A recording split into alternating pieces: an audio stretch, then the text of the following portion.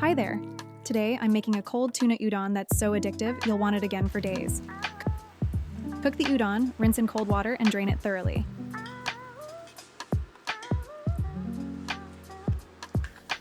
Mix 1 small can of tuna with 2 tablespoons of mayo in a bowl. Add half the tuna mixture to the noodles, along with 1 teaspoon of tuna sauce and 1 tablespoon of soy sauce, then toss it all together. Plate the noodles and top with the rest of the tuna mix. If you like heat, add some chopped green onions and spicy chili. Crumble some roasted seaweed on top, then finish with a light sprinkle of crushed sesame seeds.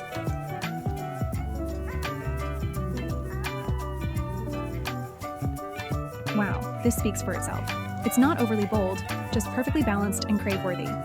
It's easy, quick, and totally worth adding to your regular meal rotation. Thanks for watching. See you next time for another Simple K meal.